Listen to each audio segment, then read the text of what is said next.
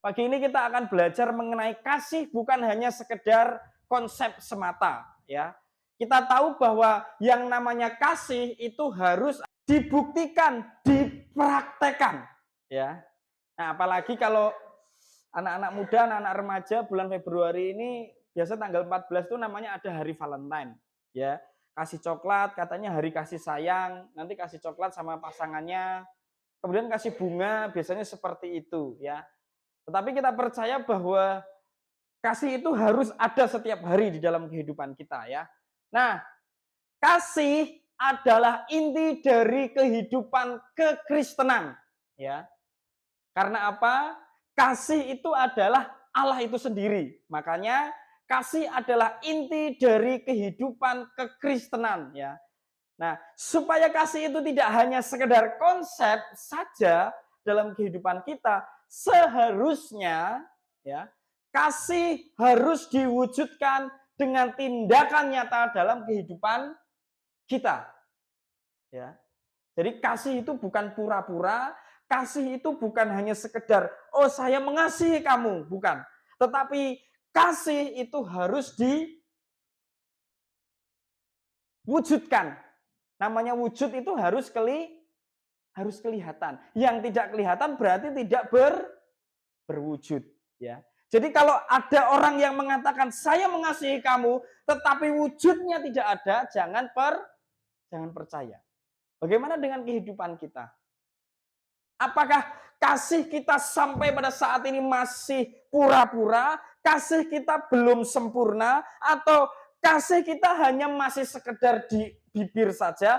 Atau kasih kita sudah kita wujudkan? Ya. Mari kita perhatikan teks Alkitab yang kita baca pagi ini. Ya. Ada seorang ahli Taurat yang mencobai Yesus, ya. Biasanya mencobai itu motifnya ada dua. Mencobai yang sifatnya baik dan mencobai yang sifatnya tidak baik. Gitu ya. Memang sudah tahu, tetapi karena ingin mencobai jadi motivasinya itu tidak baik, ya. Nah, seorang ahli Taurat ini ingin mencobai Yesus dengan apa? Mengajukan pertanyaan bagaimana memperoleh hidup yang kekal. Ya. Padahal kalau kita berpikir bahwa ahli-ahli Taurat, orang Farisi, ahli Taurat ini orang yang sudah tahu seharusnya dia harus melakukan apa. Betul ya? Dia sudah tahu karena apa? Dia adalah orang-orang yang memang tahu betul seluk-beluk kitab Taurat, ya. Tetapi karena ingin mencobai, ya.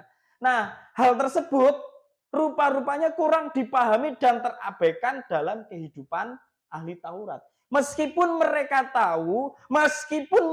tahu dan mengerti konsepnya, tetapi hal itu sedikit diabaikan atau mungkin bisa dikatakan sepenuhnya diabaikan oleh kehidupan ahli Taurat, ya. Mereka ngerti karena mereka ahli kitab, ya. Mereka sukanya memang membacakan kitab Taurat di dalam sinagog, bait Allah. Tetapi ya, mereka mengabaikan kehidupan yang berkaitan dengan kehidupan kekal di dalam kehidupan mereka. Nah, sehingga apa? Membuat hal tersebut mempengaruhi pola kehidupan ahli Taurat. Jadi kalau konsepnya tahu tetapi tidak ngerti prakteknya, pasti itu akan mempengaruhi kehidupan orang tersebut. Tidak ngerti konsepnya, itu pun juga akan mempengaruhi kehidupan orang tersebut, ya. Sama-sama memiliki pengaruh. Nah, kita akan belajar mengapa kasih bukan hanya sekedar konsep saja. Mengapa kasih Allah itu bukan hanya sekedar konsep saja, bukan hanya teori saja, tetapi kasih itu harus dinyatakan. Mengapa, Bapak Ibu Saudara? Kita akan belajar dari perumpamaan atau contoh, ya, yang dinyatakan oleh Yesus Kristus ketika orang Samaria ini mencobai Yesus. Yang pertama, mengapa kasih itu bukan hanya sekedar konsep saja, bahwa karena kasih itu dasar ketaatan kita kepada Allah yang harus kita lakukan, ya. dasar ketaatan kita kepada Allah yang harus dilakukan. Ayat 25 sampai 28. Apa yang menjadi motif ahli Taurat mencobai Yesus? Ya. Nah, di sini saya tulis dua jawaban. Memang ingin bertanya karena tidak tahu, sehingga mendapatkan jawaban yang benar. Kemudian menguji pengetahuan Yesus, sehingga ketika menemukan jawaban yang bertentangan dengan hukum Taurat, bisa diseret ke pengadilan, sehingga Yesus bisa diadili. Ahli Taurat ini mencari celah supaya bisa menjatuhkan siapa? Menjatuhkan Yesus. Ya. Nah, ini ahli Taurat ini kalau bukan orang yang pintar, saya rasa sulit ya untuk menjatuhkan Yesus. Tapi faktanya memang tidak bisa. Yesus nggak bisa dijatuhkan. Nah, ketika ahli Taurat ini bertanya kepada Yesus, jawabnya Yesus apa? Di situ Bapak Ibu Saudara. Wong takon ganti. Ahli Taurat bertanya, seharusnya Yesus menjawab. Tetapi apa jawabannya Yesus? Tanya lagi. Kamu tuh sebenarnya sudah ngerti, gitu loh. Tapi kenapa kamu harus bertanya? Yesus mengatakan seperti ini, ayat 26. Jawab Yesus kepadanya, apa yang tertulis dalam hukum Taurat? Apa yang kau baca di sana? Loh, ya. Wong takon ganti takon. Kira-kira gimana Bapak Ibu Saudara? Sebagai ahli Taurat misalnya ya, kira-kira dibuat jengkel nggak nih sama Yesus nih? Harusnya kalau kamu tanya, kalau aku tanya, kamu jawab, gitu kan? Tetapi fakta yang ada bahwa Yesus di sini juga memberikan umpan balik, sehingga apa? Yesus mengajukan pertanyaan kembali untuk menggiring kepada kebenaran yang sudah tertulis dalam hukum Taurat. Kira-kira ketika Yesus bertanya seperti itu, ahli Tauratnya bisa jawab nggak? Mari perhatikan di ayat yang ke-27 di situ. Jawab orang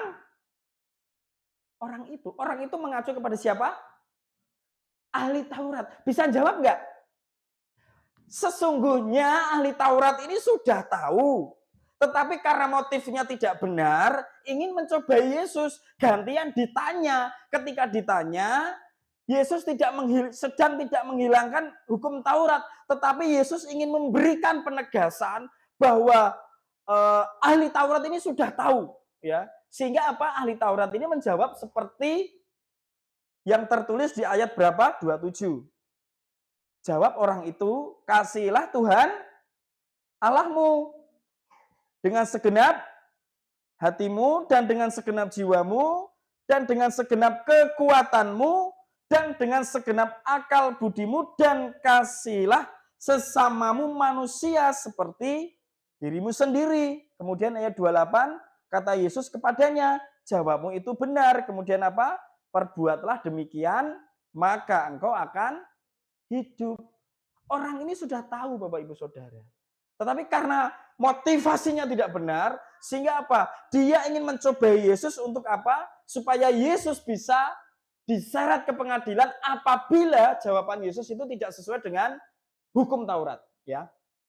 Fakta yang ada, ayat 27 sampai 28, ahli Taurat bisa menjawab dan paham betul dengan apa yang tertulis dalam hukum Taurat. Ya. Nah, Yesus sampai menjelaskan di situ ya, jawabmu itu benar. Loh. Kamu tahu, kamu paham. Kamu malah tanya balik, kamu bisa menjelaskan. Yang menjadi persoalan dari hukum Taurat ini adalah mau mempraktekannya atau tidak. Tahu konsepnya bagaimana mengasihi Allah, tahu konsepnya bagaimana mengasihi sesama manusia, tetapi dalam prakteknya tidak bisa. Ya. Selain itu, Yesus juga memberikan penegasan bahwa hukum Taurat itu pada dasarnya baik. Ya. Karena apa? Melalui hukum Taurat, manusia dituntun untuk mengenal kehendak Allah. Jadi Yesus pun datang ke dunia bukan untuk meniadakan hukum Taurat, tetapi Yesus datang ke dunia justru menggenapi hukum Taurat. Nah ini, Ini luar biasanya Yesus ya. Dicobai nggak bisa. Ya. Poin pentingnya, ayat 28b. Perbuatlah demikian, maka engkau akan hidup. Ya. Kata perbuatan di dalam terjemahan firman Allah yang hidup, Alkitab firman Allah yang hidup, itu ditulis laksanakan. Ya.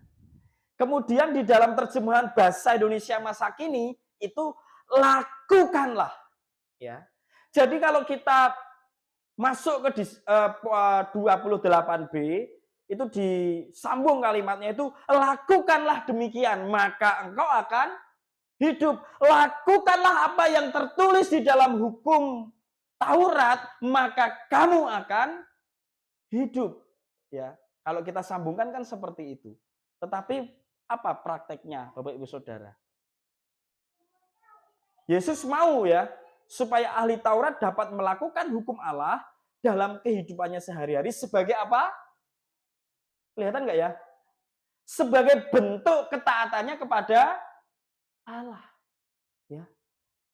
Makanya Yesus katakan, lakukanlah itu, maka engkau akan hidup. Laksanakanlah itu, maka engkau akan hidup.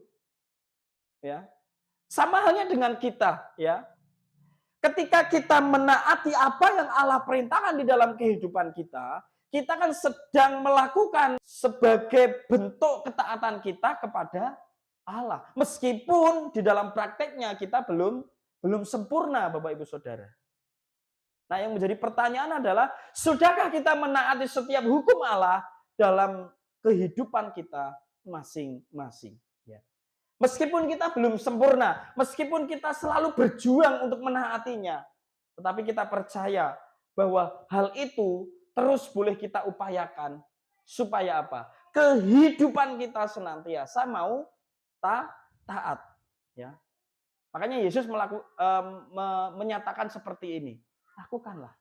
Ya. Lakukanlah. Ini yang pertama Bapak Ibu Saudara.